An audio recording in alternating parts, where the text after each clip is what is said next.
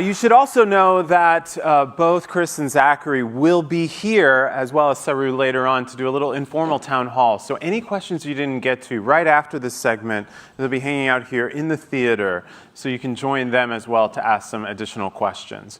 So I want to bring out our moderator for this next segment, Ricardo Salvador. Ricardo is actually the director and senior scientist at the Food and Environment Program at the Union of Concerned Scientists. Come on. Thank you. Yeah, and Ricardo, you were before this, you were at the Kellogg Foundation. You were in charge of food, health, and well-being. So talk a little bit, though, about the Union for Concerned Scientists. Well, we're an advocacy organization. We specialize in agricultural policy, and one of our key lenses for this work is that the food system, for all that it may not appear like it to those of us in this room that are beneficiaries of it, could not exist unless we exploited nature and people. That's the truth about the industrialized food system that feeds the billions of people on the planet right now. So if we want something better than that, we actually need to identify a lot of fictions about the present system so that we're motivated to create something better. This is our work. Interesting. Well, thank you. I'm going to go ahead and let you introduce Saru. Thank you very much. Well, as you just heard, prior to coming to DC, I worked in Michigan at the W.K. Kellogg Foundation, and it was there that I met our guest, Saru Jayaraman. And she came because she had an idea that was immediately brilliant. This was in the aftermath of 9/11.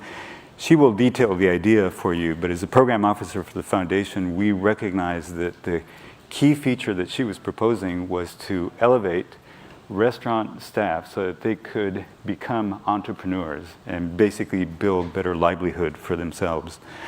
I am the, this is figurative, but I really do feel this way, the DC president of the Saru Admiration Chapter. And the reason is that since that date, I have seen her take that vision and basically expand it across the nation so that now there are, as I understand, more than 10 of these restaurant centers that are providing entrepreneurial training for their staff. So let me tell you a little bit more about her officially. She is the president now of that group of restaurants known as the Restaurant Opportunity Center United, as well as an academic at the University of California at Berkeley.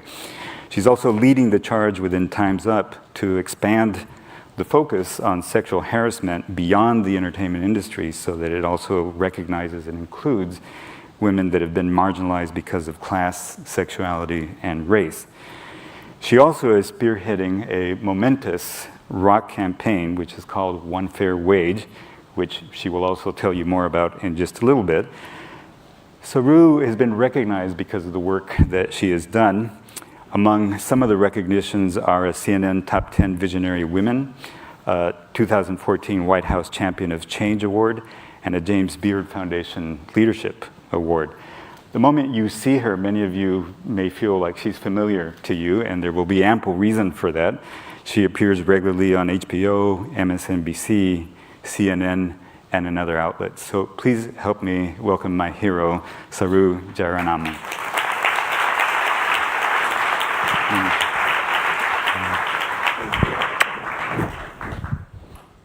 Hi. How are you all? So as you heard, my name is Saru. I co-founded an organization right after 9/11 together with the workers from Windows on the World, which was the restaurant at the top of the World Trade Center, Tower 1. On that morning, about 73 workers died. They either jumped to their deaths or were evaporated inside the restaurant. And about 13,000 workers lost their jobs in the aftermath of the tragedy. I was asked as a young attorney and organizer to start a little organization for restaurant workers that has grown nationally now into an organization of 130,000 workers, restaurant owners, and consumers from all over the country working for better wages and working conditions. And our growth as an organization really reflects the explosion in this industry. The restaurant industry is now the second largest and absolute fastest growing sector of the US economy. It's almost 13 million workers. 1 in 11 Americans has worked in this industry, currently works in this industry. 1 in 2 Americans, 1 in 2 of us in this room have worked in this industry at some point in our lifetimes. How many of you worked in the restaurant industry at some point? Look around the room. And yet, despite the industry's size and its growth and its impact on all of us, the fact that we've all worked in it, it continues to be the absolute absolute bottom of the barrel, lowest paying employer in the United States. And that is because of the money, power, and influence of a trade lobby called the National Restaurant Association. We call it the other NRA. You're going to hear about the Rifle Association later today, but I'm talking about the Restaurant Association, which I didn't even know until very recently has been around since emancipation of slavery.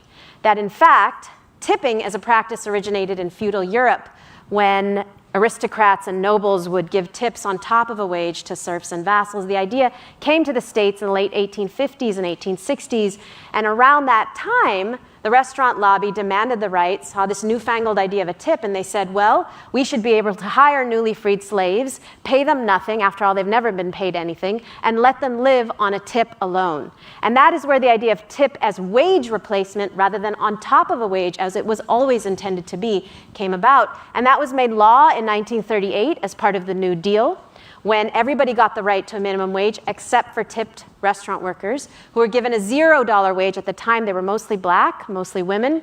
A $0 wage as long as tips brought them to the full minimum wage. And we went from $0 in 1938 to the whopping $2.13 an hour, which is the current federal minimum wage for tipped workers in the United States. 43 states and our nation's capital of Washington, D.C. follow this legacy of slavery with sub-minimum wages. It's just $3.89 here in our nation's capital. It ranges between $2 and $10 in 43 states.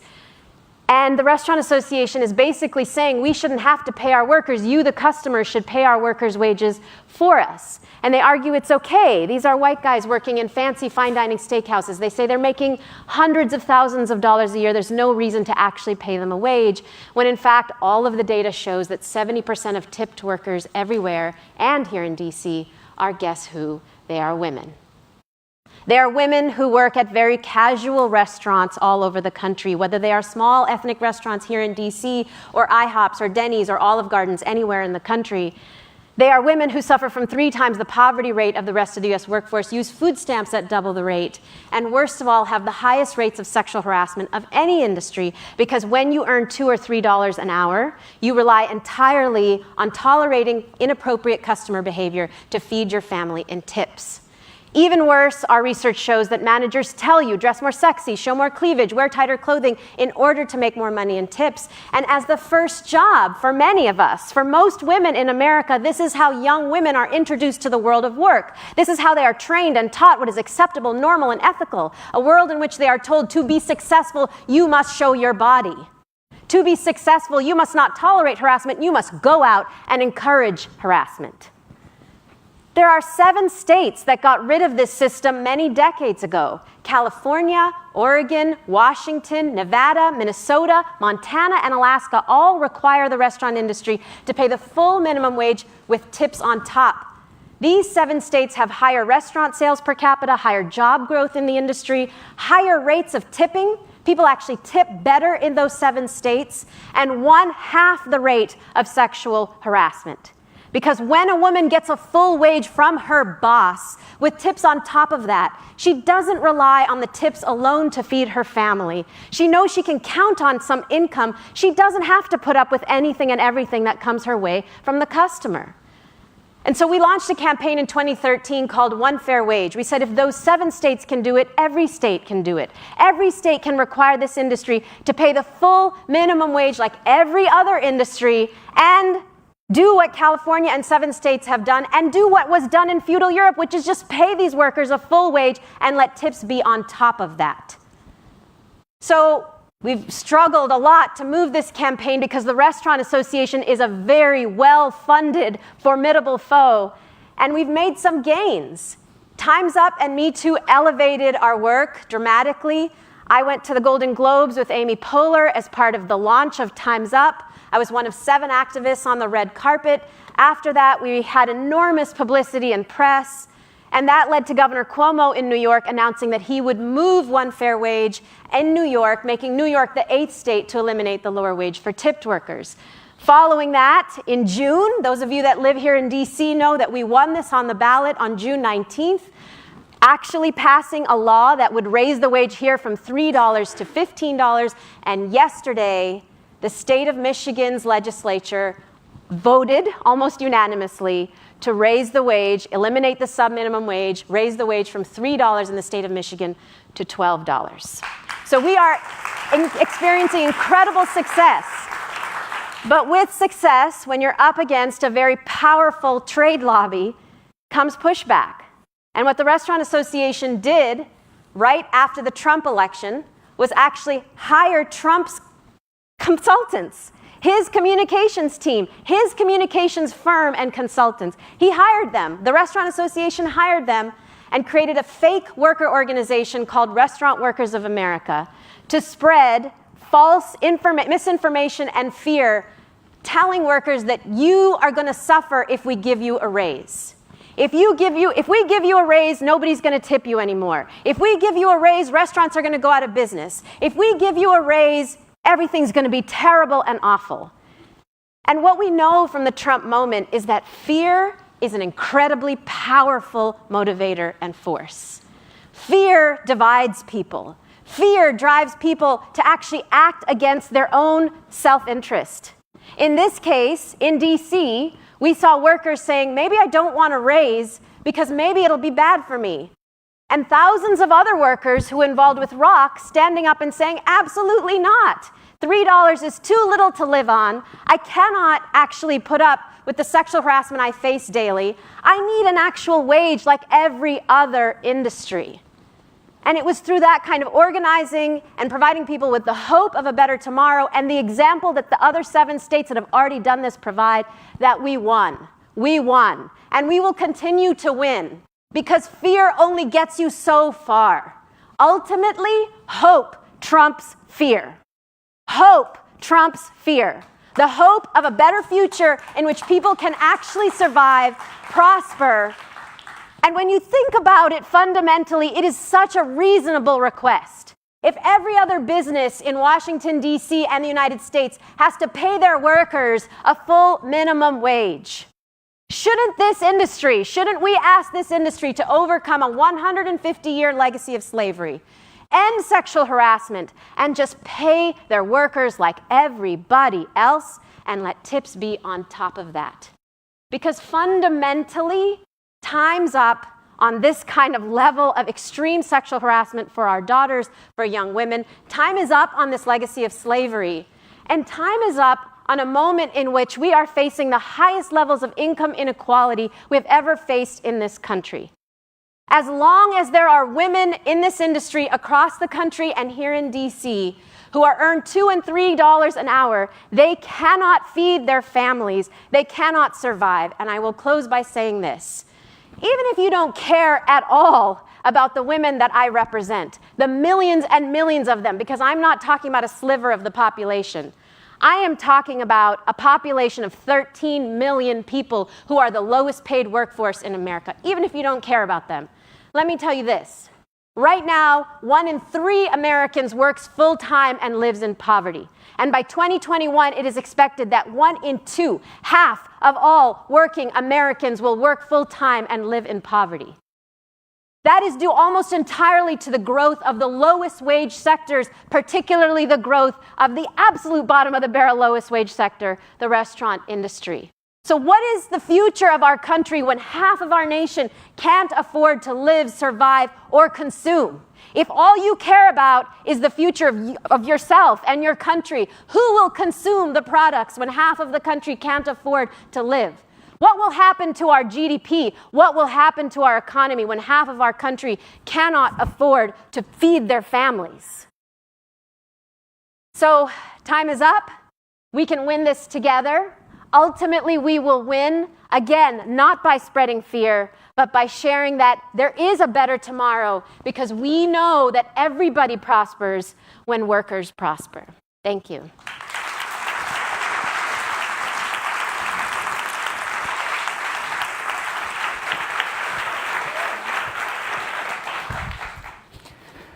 Thank you very much for that, Saru. Thank you. So it strikes me when listening to you that when an issue is this clear, it would be difficult to use the counter strategy that you described, which is to seed fear, uncertainty, and doubt to fight what you are advocating for.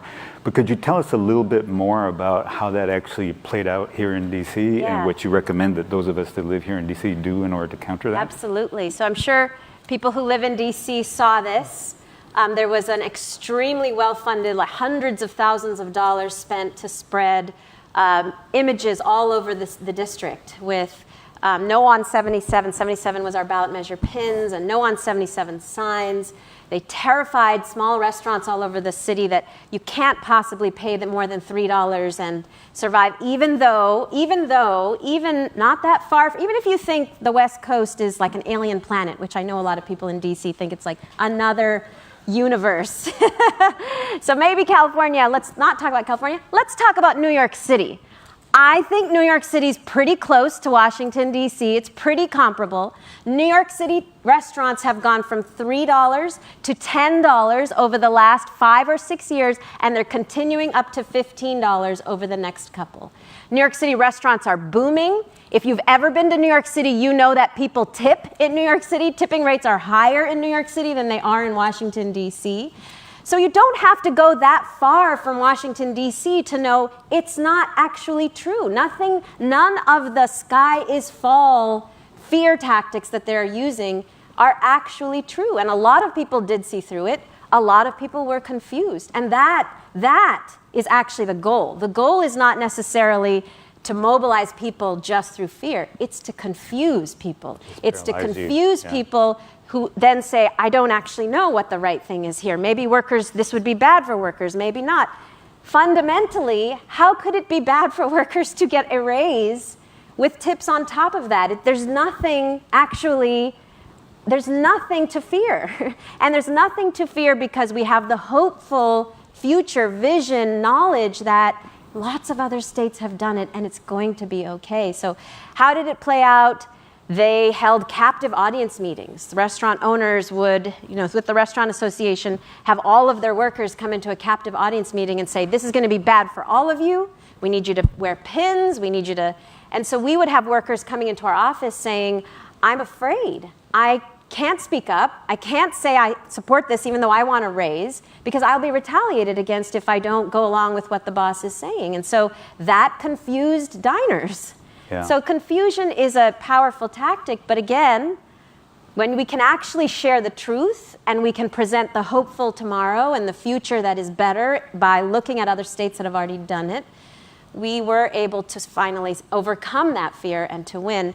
And to your question of what people can do, you all eat out, and we would love you every time you eat out to educate the people you're interacting with in the restaurant, and most importantly, to communicate to the restaurant owner that you actually support workers getting a full minimum wage, as they do in many other states, as every other business or anybody here who employs people knows that you have to pay the full minimum wage. I don't know why this one industry has an exemption. But if you live here in DC, we have some wonderful people here from Rock here in DC, Shamila, Tripti, Sheila, Esperanza, I can't see, Sophie, who are standing right outside and can work with you to join us. We have cards we'd love you to sign, and we'd love you to tweet at the DC Council to tell them not to overturn the will of the people and to sign up to testify, to tell the council not to overturn the will of the people. If you don't live in DC, you can still actually sign a petition we have outside telling the DC Council, do not overturn the will of the people. Unfortunately, part of the misinformation campaign you asked about was misinforming council members that, this is the wrong thing to do. And it's up to all of us to say, actually, no. Again, New York can do it, California can do it, DC can do it. DC's the highest cost of living place in the United States. Right. There's no reason why people can't be paid a minimum wage and let tips be on top of that. As I say, that's what happened in feudal times. So all we're asking for is let's do what they did in feudal times and pay these workers an actual wage. Yeah. in 2018. Yeah, Yeah. The national statistics, as probably most of you know, are that we spend half of our food dollar eating out. Now, it costs more to go eat out, and nationally, the average is we eat out 1 out of every 3 meals. But as you know, in DC, we have a thriving restaurant culture, so we're on the high side of that average, above that. So we have ample opportunity to engage on this issue in the way that Saru just described. Saru, could you also tell us how this issue intersects with racial equity? Yeah, I'm so glad you asked that. Obviously, we've talked about the fact that this is a legacy of slavery, and I think it's one of the many examples. I know Zach was here earlier talking about mass incarceration. There's so many examples in our daily life of things that are actually legacies of slavery, and this is one. The fact that you have a whole population of people that don't have to be paid the minimum wage is a direct legacy of a time when actually people weren't paid anything at all, and it was considered to be okay. So that's one aspect, the historical aspect. But the other aspect, which I know you all see on a daily basis, is that we've done so much research to document the racial segregation in our industry, which actually indicates that the finer the restaurant, the finer dining the restaurant, the less likely you are to see people of color in service positions. So although there are some, yes, livable wage, fine dining server and bartender positions, they are definitely the minority, and white men generally hold those positions. If you look at the data, people of color, women, immigrants, formerly incarcerated individuals, all of whom are hired by this industry in higher numbers than any other industry, are relegated to lower level segments of the industry like casual restaurants, and lower level positions like bussers, runners, and kitchen staff. And so we have to actually fight to make sure that we're demanding equity. We've been working with a lot of great restaurants to actually improve, desegregate, promote from within. We run a training program. We own restaurants, which is what we came to you about many years ago, where we train workers to move up the ladder, workers of color to move up the ladder into livable wage jobs. But one really solid way to reduce the inequity between white workers and workers of color in DC and across the country is to lift the floor, is to just make sure people are paid a full wage.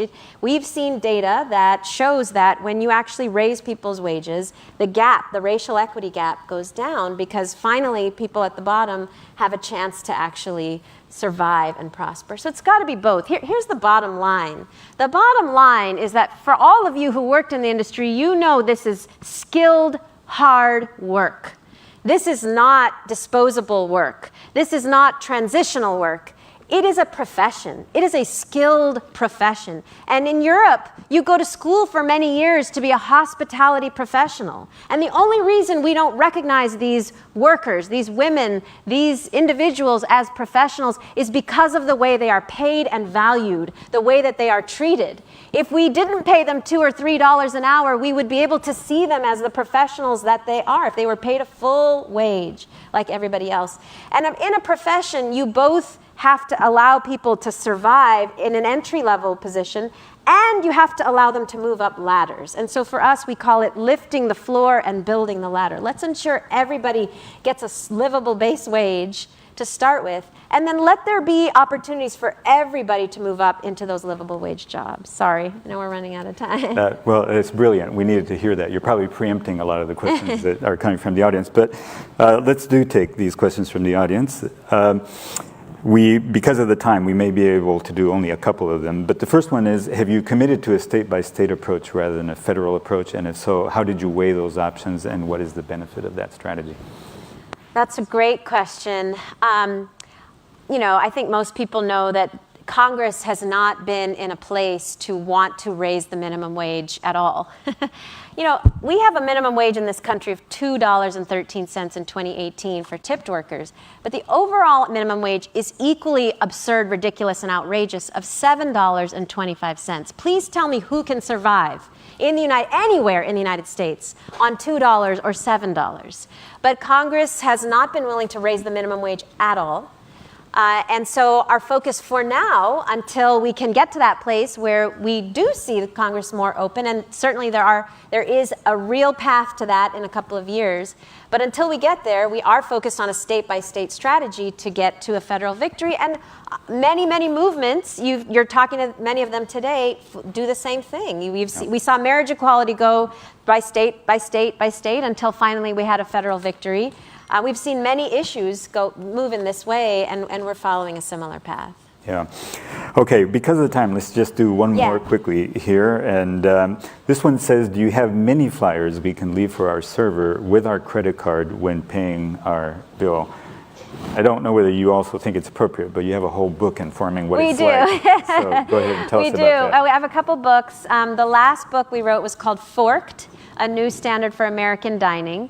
It's a companion to our app, the ROC National Diners Guide. It lists restaurants that are doing the right thing that we encourage you to support. And it's not that we don't encourage you to support other restaurants. We just want you to actually communicate your values every time you eat out, wherever you eat out. So we created the app and the book to give you tools to communicate whenever you eat out. And if you go to our website, you'll find the list of the restaurants, 700 restaurant companies that are now working with us. Everybody from Cava Grill, started here in DC and has gone national. Busboys and Poets helped to start the association, actually. Florida Avenue Grill here in DC is a leading member of the organization. But nationally, Tom Colicchio, star of Top Chef, is part of the association, and Danny Meyer and Alice Waters out on the West Coast, Zingerman's in Michigan. Amazing restaurants all over the country that actually say, with us, we believe in better wages and working conditions because they are good for the bottom line. So when you eat out, you can tell your favorite restaurant owner, I would love to see you join this association of restaurants that actually believe that it's a triple bottom line and that in fact your single bottom line is better when you pay your people better, you have less turnover. And to the question of, do we have flyers? Yes, that's why we're encouraging you to visit Sheila and Esperanza and Shamila when you leave today so that you can actually pick up some materials that you could hand to servers every time you eat out.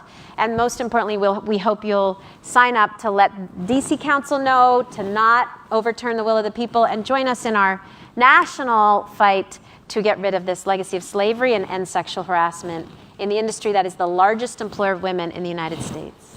Beautiful. Thank you. Thank you all for your questions. I want to thank Saru's team in the back, and do take advantage of the fact that they're here to get more information. Saru, thank you so much. Thank you, Ricardo. Thank you. Thank you. I appreciate it. Thank you. All right, we'll give him another round.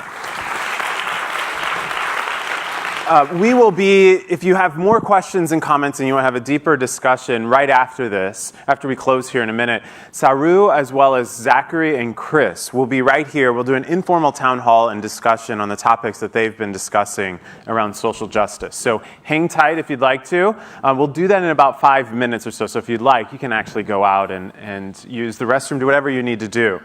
And when you think about leaving, you may want to grab a few things. The Levi Strauss Foundation has been incredibly supportive of not only today, each of you will get a 501 Levi's bag. In addition to that, Levi's Foundation's grantee, Mercado Global, and their bracelets, they've also offered those for you too as well that have some encouraging words on them.